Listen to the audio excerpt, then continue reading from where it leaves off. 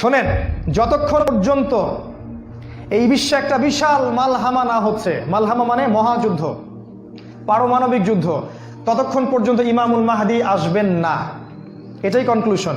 পুরো কোরআন হাদিসের Akhiruzzaman subject study করে এই রেজাল্ট আমি বলছি।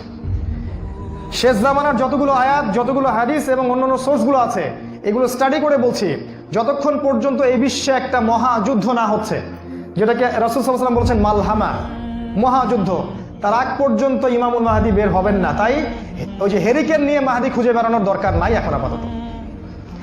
আর ইমামুল মাহদি যতক্ষণ বের হবেন না, ততক্ষণ পর্যন্ত দাজ্জালও মানুষের রূপে বের হবে না।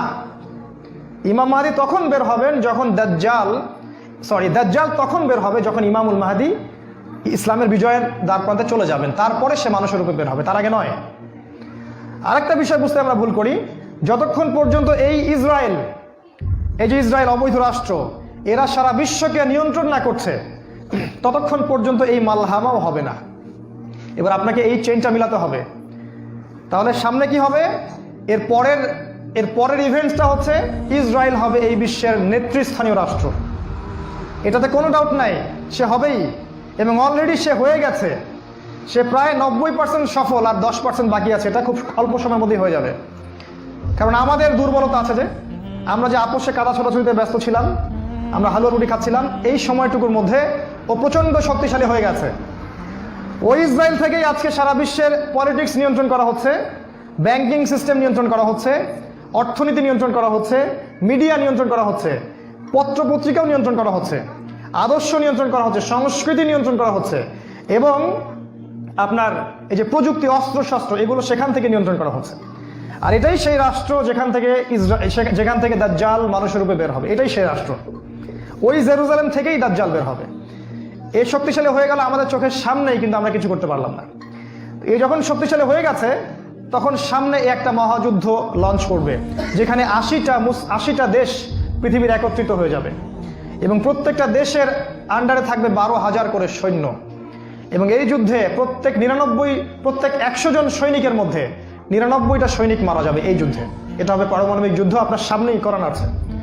এরা যে স্বপ্ন দেখায় ভিশন 20, 30, 50, 100, এগুলো সব বোগাস। এতদিন পর্যন্ত এই ওয়ার্ল্ড আর সার্ভাইভ করবে বলে আমরা মনে করি না। আল্লাহু আ'লাম বিসওয়াব, আল্লাহ পাক ভালো জানেন। আমাদের রিসার্চ হচ্ছে এতদিন পর্যন্ত ওয়ার্ল্ড সার্ভাইভ নাও করতে পারে, না করার সম্ভাবনা 95%। এই মালহামার পরে ইমামুল মাহদি আসবেন শেষের দিকে, এবং তিনি মুসলিমদের হাল ধরবেন, এবং প্রচুর সংখ্যক মুসলিম এই যুদ্ধে মারা যাবে। প্রচুর সংখ্যক, প্রচুর, তাদের সংখ্যা অগণিত। কিছু মুসলিম যুদ্ধের মাঠ থেকে পালিয়ে যাবে, যাদেরকে আল্লাহ পাক মাফ করবেন না, আর অল্প কিছু মুসলিম বাকি থাকবেন, যাদের হাতে আল্লাহ রাব্বুল আলামিন এই যুদ্ধের শেষের দিকে গিয়ে বিজয় দান করবেন ইনশাআল্লাহ। এবং আমাদের খোরাসান থেকেও একটা বাহিনী যাবে, যারা জেরুজালেম পর্যন্ত পৌঁছে যাবে, ইমামুল মাহদির সাথে যোগ দিবে। পৃথিবীর কোনো শক্তি, নবীজি বলেছেন, পৃথিবীর কোনো শক্তি তাদের পথে বাধা হয়ে দাঁড়াতে পারবে না। তিনি বলেছেন, তোমরা যদি হামাগুড়ি দিয়ে হয় বা বরফের উপর স্ক্রল করেও হয়, তোমরা যদি ওদেরকে পেয়ে যাও, তাহলে তাদের সাথে যুক্ত হয়েও। এটা নসিহত নবী সাল্লাল্লাহু আলাইহি ওয়াসাল্লামের। এটা আসবে সামনের এই সময়টা। এই মালহামার পরে যখন মুসলিমরা আবারও বিজয়ের আসনে আসবে, তখন মুসলিমরা জয় করবে কনস্ট্যান্টিনোপল বা তুরস্কের ইস্তাম্বুল। এটা এখন নেটোর হাতে চলে গেছে, এটা আবারও মুসলিমদের হাতে চলে আসবে। তারপর ঘোষণা করা হবে যে মাসিহুদ দাজ্জাল মানুষের রূপে বের হয়েছে। কোথায়? ওই জেরুজালেমে। তখন মুসলিমরা সেখানে ছুটবে। দাজ্জালের বাহিনীর সাথে মুসলিমদের ব্যাপক ফাইট হবে, কিন্তু মুসলিমরা তাদের সাথে পেরে উঠবে না। কেন পেরে উঠবে না? কারণ আল্লাহ পাক দাজ্জালকে এভাবেই সৃষ্টি করেছেন। সে একটা পরীক্ষা, একটা ফিতনা। তার হাতে আল্লাহ পাক প্রচুর ক্ষমতা দিবেন। সে বৃষ্টি বর্ষণ করতে পারবে, সে প্রযুক্তি নিয়ন্ত্রণ করবে, সে আকাশ নিয়ন্ত্রণ করবে, সে প্রত্যেকটা শহরে প্রবেশ করবে, প্রতিটা শহরে। সে খুব দ্রুত ফ্লাই করতে পারবে। তার হাতে খাবারের মজুদ থাকবে, মানুষকে দুর্ভিক্ষের মধ্যে সে ফেলে দিবে। যারা তার আনুগত্য করবে সে তাদেরকে খাবার দিবে, মানে ইকোনমিক প্রোগ্রেস দিবে। যারা ওকে অনুসরণ করবে সে তাদেরকে সোনা রূপা দিয়ে দিবে। যারা ওকে অস্বীকার করবে সে তাদেরকে দুর্ভিক্ষ দিবে, মেরে ফেলবে। এক কথায় যারা দাজ্জালকে অনুসরণ করবে তাদের প্রত্যেককে দাজ্জাল প্রোগ্রেস দিবে, উন্নতি অগ্রগতি দিবে, তাদের জিডিপি বাড়তে থাকবে এক কথায়। আর যারাই মাসিহুদ দাজ্জালের বিরোধিতা করবে তাকে সে একদম ধ্বংস করে ফেলবে, একদম ধ্বংস।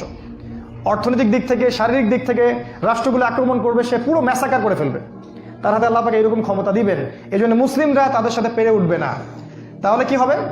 আল্লাহ রাব্বুল আলামিন তখন মুসলিমদের দোয়া কবুল করবেন এবং ঈসা আলাইহিস সালামকে আকাশ থেকে পাঠাবেন এই পৃথিবীতে আবারও ইনশাআল্লাহ। এবং ঈসা আলাইহিস সালাম সিরিয়ার দামেস্কে সাদা মিনারের উপরে নামবেন এবং ইমামুল মাহদিও সেখানে থাকবেন। সেখানে ফজরের নামাজ পড়া হবে, ইমামুল মাহদি ইমামতি করবেন, আর এই ঈসা আলাইহিস সালাম পিছনে মুক্তাদি হয়ে থাকবেন। এটা আমাদের জন্য গর্বের বিষয়। এরপরে ঈসা আলাইহিস সালাম বলবেন যে অবরোধ তুলে দেওয়া হবে, মসজিদের দরজা খুলে দেওয়া হবে এবং ঈসা আলাইহিস সালামকে দেখা মাত্রই মাসিহুদ দাজ্জাল পালাতে শুরু করবে এবং দাজ্জালের বাহিনী অর্থাৎ ইহুদি খ্রিস্টান সভ্যতার সাথে মুসলিমদের যুদ্ধ হবে। নবী সাল্লাল্লাহু আলাইহি ওয়াসাল্লাম বলেছেন, হাদিসে শোনেন, নবীজি বলেছেন লাতুকাতিলুন্নাল ইয়াহুদ, শেষ জামানায় তোমরা অবশ্যই ইহুদিদের সাথে যুদ্ধ করবে, অবশ্যই করবে। এমনকি কোনো ইহুদি যদি পাথরের পিছনে লুকায় তখন সেই পাথর কথা বলবে, ইয়া মুসলিম ইন্না ওয়ারা আল ইয়াহুদ তাআলাউ ফাকতুলহু, হে মুসলিম আমার পিছনে একজন ইহুদি আছে, আসো তাকে হত্যা করে যাও। এটা পাথর পর্যন্ত কথা বলবে। ফিলিস্তিনের বাবে লুদ নামক জায়গায় দাজ্জালকে হত্যা করা হবে। ওই বাবে লুদটা ইন্টারনেটে গিয়ে দেখবেন, সেখানে ইসরায়েলের বিমানবন্দর তৈরি করা আছে এখন, এই বাবে লুদেই এখনই তৈরি করা আছে। আমি তো আগে বললাম যে দাজ্জাল আকাশ নিয়ন্ত্রণ করবে, ওই বাবে লুদের এয়ারপোর্ট থেকেই সে আকাশ নিয়ন্ত্রণ করবে। আমার মত এটা আমার মত, আমার বুঝ এটা। ওই বাবে লুদে সবচেয়ে বড় একটা এয়ারক্রাফটের ঘাঁটি তারা মজুদ করেছে এই বাবে লুদের মধ্যে, প্যালেস্টাইনে। আর ওই জায়গায় ঈসা আলাইহিস সালাম এই মাসিহুদ দাজ্জালকে হত্যা করবে। এরপরে ঈসা আলাইহিস সালাম জেরুজালেম থেকে ইমামুল মাহদিকে সাথে নিয়ে পুরো বিশ্বে ইসলামী খেলাফা বাস্তবায়ন করবে, পুরো বিশ্বে। নবীজি বলেছেন একটা পাকা বাড়ি, একটা কাঁচা বাড়িও বাদ থাকবে না যেখানে ইসলামের কালিমা লা ইলাহা ইল্লাল্লাহ প্রবেশ করবে না। একটা কাঁচা বাড়ি, একটা পাকা বাড়িও বাদ থাকবে না।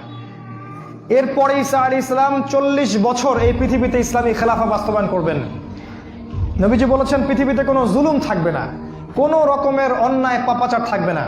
বাঘে এবং হরিণে এক ঘাটে পানি খাবে, কেউ কারো প্রতি কোনো অবিচার করবে না। এক একটা ফল হবে বিশাল বিশাল, আল্লাহ পাক বরকতের দরজা সব খুলে দিবেন।